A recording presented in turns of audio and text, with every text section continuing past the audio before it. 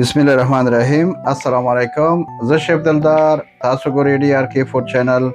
نن زمونږ ریسیپي د پېښوري چپلی کباب ډیر مشهوره خواړه دي چې په افغانستان او پاکستان کې ډیر خلک خوري او ډیر په مینه یې خوري. نو راځئ چې په جوړولو یې پیل وکړو. بسم الله الرحمن الرحیم. ټولو نه مخکې 1.5 کیلو قیمه او پیاز 3 دانې منګه میده کړل او بیا مو اوبه ترې وباستلې.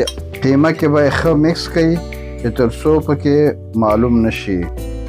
لکه څنګه چې تاسو په ویډیو کې ګورئ، پیازو نه بعد به پکې نورې وچې مسالې ګډې کړو. وچه دنیا 3 قاشقه د خوراک، سره مرچ دانهدار 2 قاشقه د خوراک، ثابته زیره 1 قاشقه د خوراک، تور مرچ پوډر 1 قاشقه د چای، چینایي مالګه 1 قاشقه د چای، سوډا 1 قاشقه د چای، مالګه 1.5 قاشقه د خوراک، د جوار اوړه 1 پیاله، سپیرکۍ یا اجواین 1 قاشقه د چای، 3 شنه مرچ او 3 دانې رومیان.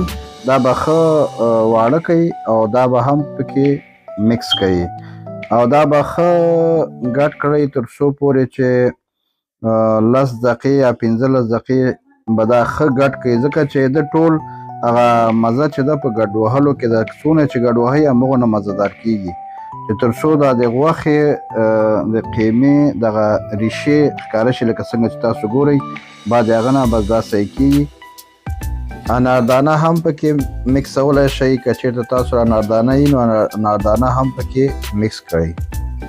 بعد ګډ وهلو نه به تاسو په یو الومینیم یا پلاستیک فایل باندې بند کړئ او دا به 2 ساعتو لپاره کېدی، 1 ساعت یا 2 ساعت لپاره. هغه نه بعد به بیا هم مکس کړئ لکه څنګه چې ګورئ. او همده سره زموږ چینل لایک او سبسکرایب کړئ چې تر څو نور نوي ویډیوګانې تاسو ته هم په وخت ورسیږي. او بیا به په دغه شکل باندې 1.5 ګرامه قیمه به واخلئ او یو قاب کې به پلاستیک یا المونیم فایل اوار کړئ او دغسې چې څنګه ګورئ ویډیو کې دغسې به یې جوړ کړئ او نري کباب به جوړ کړئ او بیا به یې غوړیو کې واچوئ. په غوړیو کې یو سایډ به یې ښه پخوئ چې یو سایډ یې ښه سور شو پوخ شو، بیا به یې بل سایډ ته واړوئ، بل سایډ به یې ښه پخوئ او بیا به یې غوړو نه باسئ. ځکه بار به یې غوړو کې اړوئ نه، ځکه چې بیا صحیح نه پخیږي او بیا مزه یې خرابیږي. نو په دغه شکل کې تاسو ګورئ، په دغه شکل کې جوړ کړئ.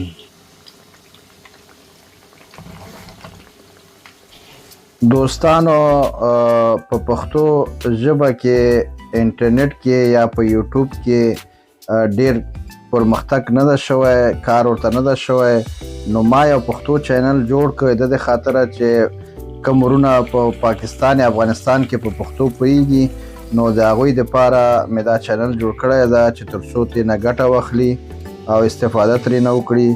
نو دا چینل ډي آر کې فوډ پښتو چینل دی او د لایک یې کوئ، سبسکرایب یې کوئ، نورو دوستانو سره هم شریک کړئ چې تر څو ټولو افغانانو ته او پاکستان خلکو ته ورسیږي او چې ترې ګټه واخلي.